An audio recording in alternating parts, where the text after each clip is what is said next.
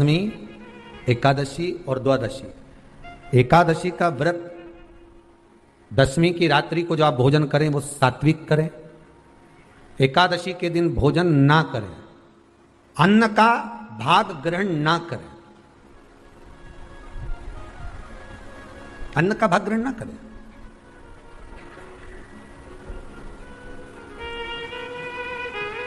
कितना सुंदर कहा है महाराज जी।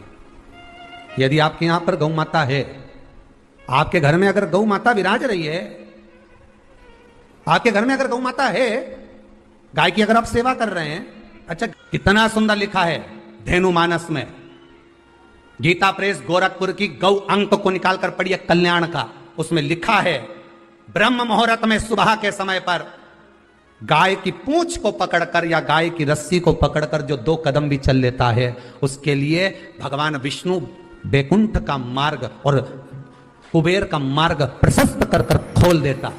जरा पढ़िए धेनु मानस को, पढ़िए गौ अंक, पढ़िए गीता प्रेस गोरखपुर का कल्याण का अंक निकाल कर पढ़िए कि गाय का मात्र रस्सी पकड़कर 2 कदम चलने वाले के लिए मार्ग प्रशस्त हो जाता। एकादशी के दिन अगर आपका व्रत है तो आप भूलवश भी डब्बे में रखी हुई रोटी गाय को ना देते हुए कुछ थोड़ा सा फल, फलहार, कोई केला, कोई सेब, जो आप खाते हो, अंगूर, पपीता, जो आप ग्रहण कर रहे हो, उसका थोड़ा सा भाग आप गाय को प्रदान करो, आप गाय को दीजिए।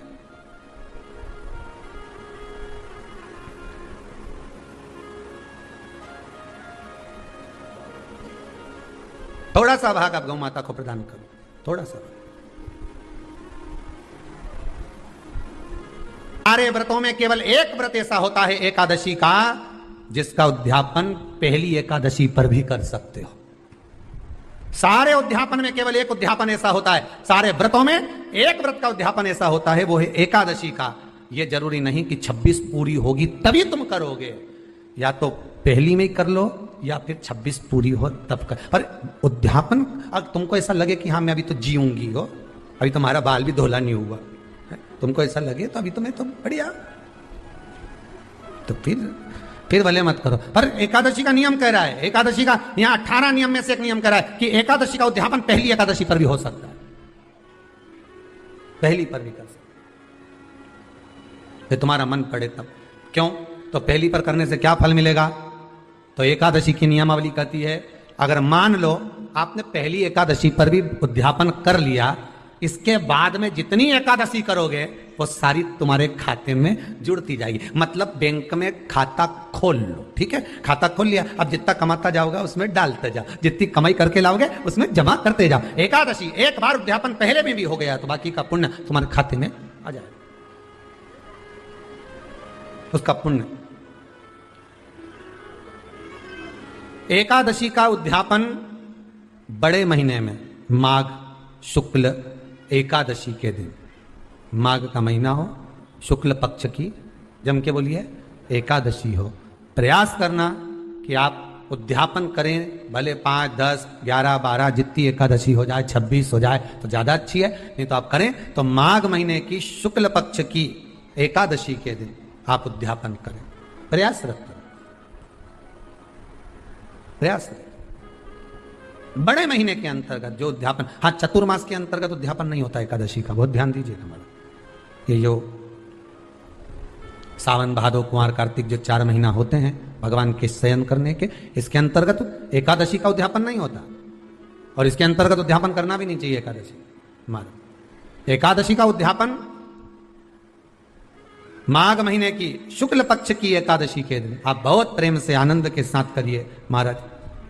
परंतु एकादशी के उद्यापन में सबसे ज्यादा अगर कुछ जरूरी होता है तो 24 तरह का नैवेद्य जरूरी होता है। कितने तरह का?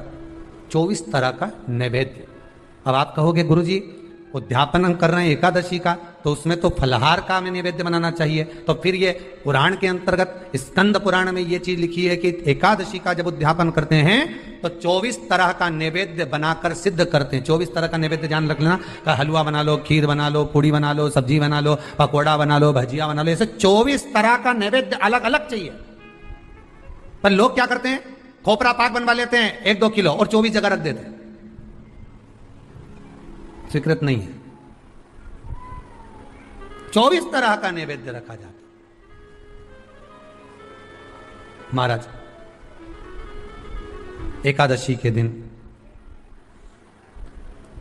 भगवान का पूजन का पूरी तैयारी कर कर मंडल आदि बनवाकर विद्वान ब्राह्मण को बुलाकर कर्मकांडी ब्राह्मण को बुलाकर जो भगवत सेवा में एकादशी का उद्यापन कराए उन ब्राह्मण के चरणों को नमन कर कर प्रणाम कर कर एकादशी का पूजन करवाइए और उस मंडल की पूजन कराकर हवन द्वादशी को कराइए। एकादशी को हवन नहीं, एकादशी के उद्यापन का जो हवन होता है वो द्वादशी को। एकादशी का उद्यापन द्वादशी को बड़े प्रेम से आप खूब आनंद से हवन पूजन कराओ। पूजन कराने के बाद हवन कराने के बाद 26 जोड़े ब्राह्मण ब्राह्मणी के बुलाकर भोजन कराकर उनको भाव से जो आप समर्पित कर सकते हो, जितनी आपकी सामर्थ्यता हो उस सामर्थ्यता के अनुसार आप दान धर्म पुण्य करो, आप उन्हें प्रदान करो। और बन सके तो एकादशी की रात्रि को भी जागरण करें और द्वादशी के दिन जिस दिन हवन करें उसकी भी रात्रि को कुछ जागरण करें। जागरण का मतलब पहले भी कथा में कहा, प्रदोष की कथा में वर्णन किया था। हम ये नहीं कहते कि तुम पूरी रात जगो, हमारा तो निवेदन है 15 मिनट का करो, आधे घंटे का करो, 20 मिनट का करो, पर रात्रि के समय थोड़ी देर अगर एकादशी का उद्यापन कर रहे हो तो जागरण थोड़ी सी देर अवश्य करें। नहीं कर सकते अकेले बैठकर राम नाम जप लें, भजन कर ले, पर करो। कि नारी के मुख से अगर एक बार निकल जाए कि मेरी जिंदगी तुमसे विवाह कर कर बेकार हो गई, उस समय नारी का साथित्व समाप्त हो जाता है।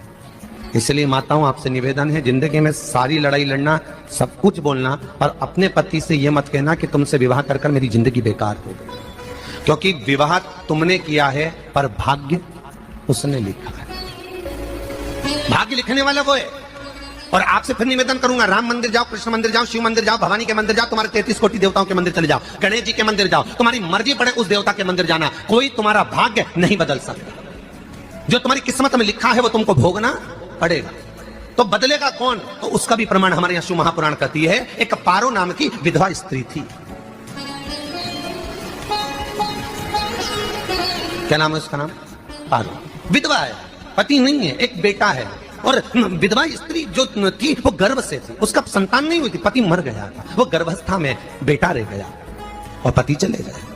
पारो बड़ी दुखी थी, भगवान का भजन करती, बहुत, घर में कुछ भी नहीं था। जो व्यापारी जो धन था उसके पति का वो सब लोग खा गए। जब जैसे व्यक्ति जब तक जीवित है तब तक संसार उसका है, जैसे ही वो गया उसका सारा धन भी उसके साथ चला गया, व्यापार धन। रो पारो आंखों से अश्रु बहता है, नैनों से जल बहता है, नैनों से बिंदु बहता है। और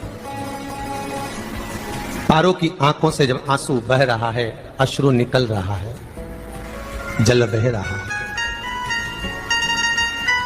बेटे को जन्म दिया, उसने सोचा अपनी जिंदगी तो बेकार हो गई, पर बेटा जन्म लिया तो इसका नाम अच्छा रख दूं तो हो सकता है भाग्य आगे अच्छा हो। तो उसने उसका नाम भाग्य सिंह रख दिया। क्या नाम रखा? भाग्य सिंह। भाग्य अच्छा रहेगा इसका, तो हो सकता है कुछ अच्छा कर ले। हर बेटे की भी किस्मत इतनी प्रबल नहीं थी।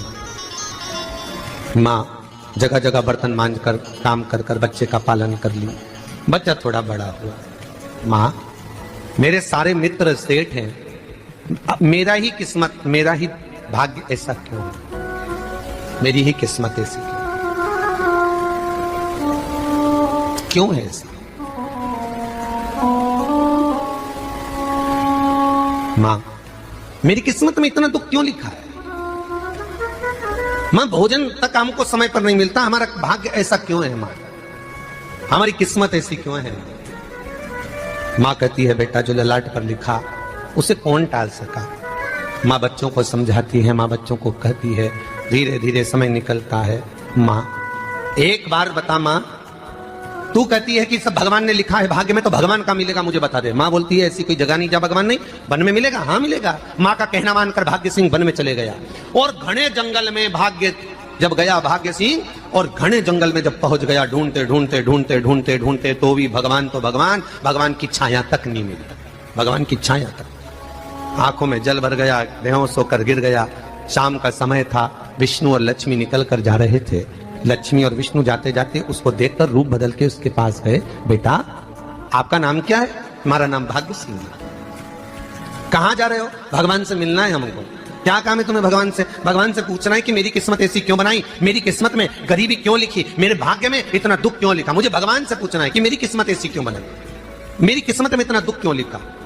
इतनी तो भगवान बोले ये तो देखो भाग्य भाग्य की बात है, सबके भाग्य में अलग अलग होता है। नहीं नहीं, मुझे भगवान से पूछना। तो हुआ क्या? मैं बहुत गरीब हूं, मैं बहुत दुखी हूं, भगवान से प्रार्थना है कि मुझे कुछ मेरी जिंदगी का अच्छा कार्य कर दीजिए। लक्ष्मी जी को दया आ गई, नारायण से बोले प्रभु इसको कुछ दे दो, थोड़ा सा इसके ऊपर कृपा कर दो। नारायण बोले इसके भाग्य में नहीं है लक्ष्मी, इसके भाग्य में नहीं है लक्ष्मी। लक्ष्मी मैं दे भी दूंगा तो इसकी किस्मत में नहीं है। लक्ष्मी कहती है आपका काम देने का है, आप तो दो। भगवान ने कहा लक्ष्मी नहीं है भाग्य में, तुम तो दे दो। लक्ष्मी जी के कहने पर नारायण ने उसको एक हीरे का हार दे दिया। ले ये ले हीरे का हार। वो प्रसन्न हो गया, हीरे का हार मिल गया। और हार लेकर वो चला, और चलते चलते उसने सोचा मेरी मम्मी को दूंगा, मेरी माता को दूंगा, माँ बड़ी प्रसन्न हो जाएगी। हीरे का हार लेकर जा रहा था। हार ले जाते उसको रास्ते में इतने में उसको तुरंत उसी समय पर कहीं सोचादि कर्म के लिए जाना पड़ा। उसने सोचा इस हार को इस पत्थर पर रख देता हूं, अभी आऊंगा वापिस इस हार को उठाकर घर लेकर चले जाऊंगा। और सोचादि कर्म के लिए वो चल दिया, गया, हाथ धोकर आया, इतने में एक चील उड़ती उड़ती आई, उसका हार लेकर चली गई। आके रोने लगा, माँ को जाकर कहा माँ किस्मत तो देख, इतना जोरदार हार मिला था हीरे का, पर भाग्य में नहीं था, नहीं मिला। इतने में वो रोता रोता तुरंत फिर भगवान के पास गया, रोता बिलखता फिर पहुंच गया वन के अंदर, फिर भगवान मिले। भगवान ने पूछा क्या हुआ? प्रभु मेरा हार तो वो हीरे का, मेरा हीरे का हार ले गई चील। भगवान बोले देख भैया हम तो तेरी किस्मत में था, वो कर दिया, अब आगे तू एक काम कर, ब्रह्मा जी से जाके मिल। ब्रह्मा जी कहाँ मिलेंगे? यहां से आगे जा, ब्रह्मा मिल गया। ब्रह्मा के पास गए। ब्रह्मा जी ने कहा क्या हुआ? ब्रह्मा जी मेरे भाग्य में गरीबी लिखी है, कुछ अच्छा कर दीजिए। ब्रह्मा जी कहते हैं तुम्हारे भाग्य में जो लिखा है वो तुम्हें भोगना पड़ेगा। नहीं नहीं आप कृपा करो। लक्ष्मी जी ने नारायण से कहा इसको कुछ कृपा कर दो। तो भगवान ब्रह्मा जी ने कहा चलो इसका भाग्य बदलने के लिए एक हीरे की अंगूठी दे देता हूं। भगवान ने उसको हीरे की अंगूठी दे दी। अब हीरे की अंगूठी दी, फिर वो लेकर चला। इतना खुश था, अब मुझे हीरे की अंगूठी मिल गई, अब मुझे हीरे की अंगूठी मिल गई। इतना प्रसन्न होकर जा रहा था, इतने में इसको लग गई प्यास। इसने सोचा पानी पी लूं। पानी पीने के लिए इसने मुंह को करा नीचे, जेब में रखी थी अंगूठी, वो पानी में लुढ़क गई। लुढ़कते से एक मछली निकल गई, अंगूठी भी हाथ से। देखिए कोई कितना भी साथ दे दे, पर भाग्य में अगर सुख लिखा होगा तो वो अपने आप मिलेगा नहीं। फिर आया, फिर मां से कहा मां ऐसा हो। मां ने कहा चल जाने दे, तू रोज रोज बहाना बना के चले जाता है, दिन भर इधर उधर घूमता रहता है, शाम को आता है और बहाने बना के कहां की स्टोरी सुनाता रहता है, ना जाने कहां की कहानियां सुनाता रहता है। चल काम पे जा, कुछ काम कर तो भाग्य बदलेगा। नहीं नहीं मां मैं सत्य बोल रहा हूं, नहीं माना। फिर चले गया। नारायण ने कहा एक काम करो, अब तुम शंकर जी के पास जाओ। शिव जी के पास गए। भोलेनाथ जी ने उसको हीरे की पोटली दे दी। वो हीरे की पोटली ले जाकर अब की बार सोचा कहीं रुकूंगा ही नहीं, सीधे घर गया। मम्मी को याद करा, माँ नहीं थी। उसने एक लोटे के अंदर हीरे रख दिए। मैं माता को ढूंढ के आता हूँ। माँ को ढूंढने गए, इसमें चोर घुस गए घर के अंदर, लोटा ही ले गए हीरे का। फिर आके देखा, फिर माँ ने कहा, फिर बहाने बनाया तूने, फिर स्टोरी सुनाई, फिर कहानी सुनाई। माँ मैं सत्य कह रहा हूं, सत्य कह रहा हूं। आखिरी में हार गया। फिर भगवान विष्णु और ब्रह्मा ने एक ही बात कही, तू शंकर के मंदिर की चौखट पर जा। वहां क्या करना पड़ेगा मुझे? कुछ मत करना, केवल उसकी चौखट पर जाकर उसका दीदार करना, उसका दर्शन करना। उससे क्या होगा? भगवान विष्णु और ब्रह्मा कहते हैं 33 कोटि देवताओं के पास जाएगा तो कुछ नहीं होने वाला, पर शंकर के दरवाजे पर भाग्य देवी रोज प्रतिदिन झाड़ू लगाती है। कौन झाड़ू लगाती है? भाग्य देवी। आपसे निवेदन है, बहुत सुंदर कथा, इससे समझना कि विष्णु ब्रह्मा राम कृष्ण आदि 33 कोटि देवताओं के पास तुम चले जाओ, कोई तुम्हारा भाग्य नहीं बदल सकता। हाँ अगर भाग्य देवी का तुम स्मरण करो, किसी मंदिर में जाना तो ये भगवान से कहना भगवान लक्ष्मी दो, भगवान से लक्ष्मी मत मांगना, भगवान से कहना मेरा भाग्य ऐसा कर दो, या भाग्य देवी की कृपा मुझ पर बरसा दो जिससे मेरा भाग्य बदल जाए, कुछ अच्छा हो जाए मेरी जिंदगी में। तो जाके शंकर के मंदिर के बाहर खड़े हो, भाग्य देवी वहां झाड़ू लगाती है, भाग्य देवी उनकी चौखट पर बैठी रहती है। तू जा, उससे क्या होगा?